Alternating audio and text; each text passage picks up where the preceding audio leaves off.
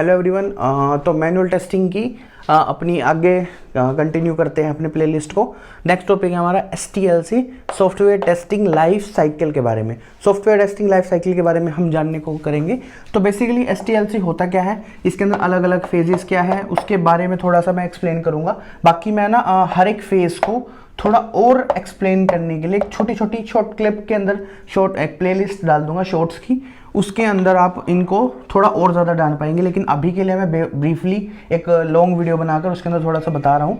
Shorts video देखने के लिए आपको शॉर्ट्स प्लेलिस्ट के अंदर भी जाकर देखने को मिल जाएगी, हर एक टॉपिक से इंडिविजुअल।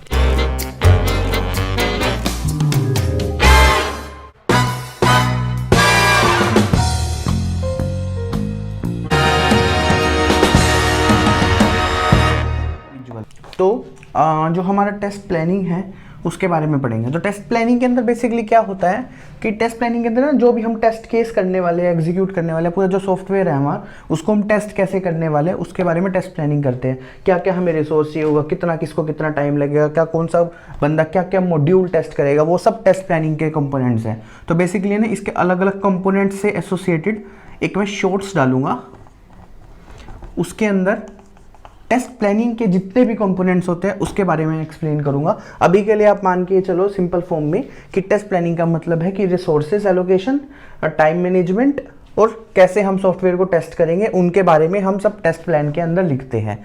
दूसरा होता है उसके बाद हमारा जब टेस्ट प्लानिंग वगैरह, रिसोर्स एलोकेशन वगैरह, टाइम कितना कितना किसको लगने वाला है उसके बारे में डिनोट करने के बाद हम उसका टेस्ट डिज़ाइन करते हैं। टेस्ट डिज़ाइन के अंदर बेसिकली हम डॉक्यूमेंटेशन करते हैं, कैसे हमें करने वाले हैं उसके बारे में पूरा का पूरा जो हमने टेस्ट प्लान करा है उसको हम टेस्ट डिज़ाइन के अंदर फॉर्म में हम उसको एलेबोरेट करते हैं। एक डॉक्यूमेंट्स बनते हैं अलग अलग तरीके के, रिक्वायरमेंट डॉक्यूमेंट्स जिसको हम बोलते हैं, जो टेस्टिंग के लिए यूज़ करने वाले हैं। तो ये दोनों थे बेसिकली हमारे टेस्टिंग के अंदर डॉक्यूमेंटेशन वाले फेजेस।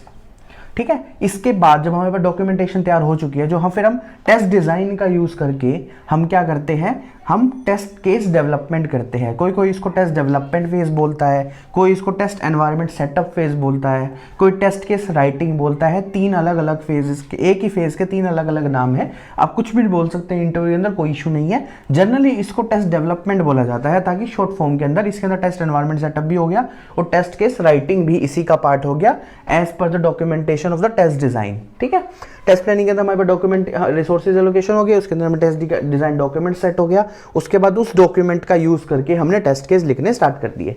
फिर जब हम टेस्ट केस लिख देते हैं तो इसके अंदर एक ऑप्शनल फेज होता है कि जो अपने टेस्ट केस लिखे हैं उसके साथ साथ अल्टरनेट फॉर्म में टेस्ट एग्जीक्यूशन के साथ साथ हम टेस्ट ऑटोमेशन स्क्रिप्ट भी कर ले, लेकिन वो ऑप्शनल है, इसलिए मैंने यहाँ पे ब्रैकेट में ऑप्शनल लिखा है। वो डिपेंड करता है कि अगर आपका फ्रेम आपके पास थोड़ा ज़्यादा टाइम है तो आप उसको साथ के साथ टेस्ट ऑटोमेशन भी करते हैं, नहीं तो अलग अलग टीम इंडिविजुअल बना दी जाती है, मैनुअल के अलग, ऑटोमेशन के अलग।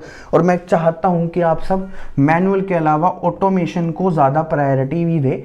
मैंने धीरे धीरे वीडियोस डाल रहा हूं, जावा की भी है, ऑटोमेशन की और APIs की तो ऑलरेडी प्लेलिस्ट खत्म हो चुकी है, तो उनको जाके ज़रूर देखें।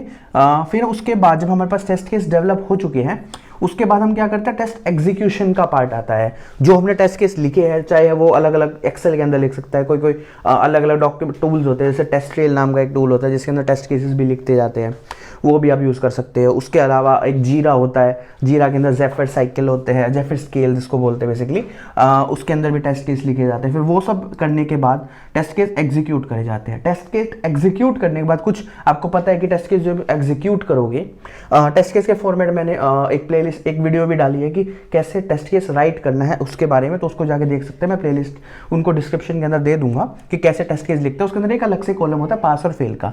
जब आप टेस्ट केस एग्जीक्यूट कर रहे होगे तो या तो रिजल्ट आएगा पास या फेल या ब्लॉक्ड, ऐसे भी कुछ अलग अलग केसेस होंगे। फिर उसके अकॉर्डिंगली और ऐसे ही एग्जीक्यूट करते हुए आपको बग्स मिलेंगे जिसको बोलते हैं डिफेक्ट। फिर आप एक डिफेक्ट लॉग करोगे, जो भी आप टूल यूज कर रहे हो, टेस्ट्रेल कर रहे हो तो टेस्ट्रेल, जीरा कर रहे हो तो जीरा, ऐसे जो भी आप चाह रहे हो उस अलग अलग ऐसे बेसिस, माइस्ट्रो होता है कोई अलग अलग कंपनी के अंदर, तो उसके बेसिस पे अलग अलग टूल्स यूज करके डिफेक्ट लॉग करोगे। वो सब करने के बाद टेस्ट एग्जीक्यूट हो गया, डिफेक्ट लॉग्स हो चुके हैं। फिर आखिरी में फाइनल स्टेप होता है टेस्ट रिपोर्ट का। जो रिपोर्ट हम किसको भेजते हैं, उसको भेजते हैं हायर मैनेजमेंट को। हायर मैनेजमेंट उसके बेसिस पे हमारा रिस्क एनालाइज करते हैं कि कितने पास हुए, कितने फेल हुए, क्या उसके प्रायोरिटी थी, क्या इसके अकॉर्डिंगली ये है आपका STLC। जो सबसे इंपॉर्टेंट टॉपिक है, इनकी मैं अलग अलग कंपोनेंट्स के अलग वीडियो बना दूंगा। टेस्ट केस की ऑलरेडी एक वीडियो बना रखी है, टेस्ट केस कैसे लिखे जाते हैं उसके बारे में, डिफेक्ट लॉगिंग कैसे करी जाती है उसके बारे में भी एक अलग बता दूंगा, टेस्ट रिपोर्ट कैसे देखने को मिलते हैं उसके बारे में बताऊंगा, टेस्ट डिज़ाइन डॉक्यूमेंट्स कौन से होते हैं उनके बारे में दिखा दूंगा। तो ये सब शॉर्ट्स के अंदर मैं कवर कर दूंगा, लेकिन ये था brief idea software testing life cycle के बारे में। अगर आपको कोई भी वीडियो के अंदर डाउट लग रहा है, कोई क्वेश्चन अगर डाउट लग रहा है तो मुझसे कमेंट सेक्शन में पूछ सकते हैं। मैं कोशिश करूंगा कि आपको डाउट्स को कंप्लीटली सोल्व कर सकूं। अगर आपको मेरी वीडियो ऐसे ही अच्छी लग रही है तो आप मेरे चैनल को सब्सक्राइब कर सकते हैं, लाइक कर सकते हैं, शेयर कर सकते हैं अपने फ्रेंड के साथ, और मिलते हैं नेक्स्ट वीडियो के दौरान। Bye bye.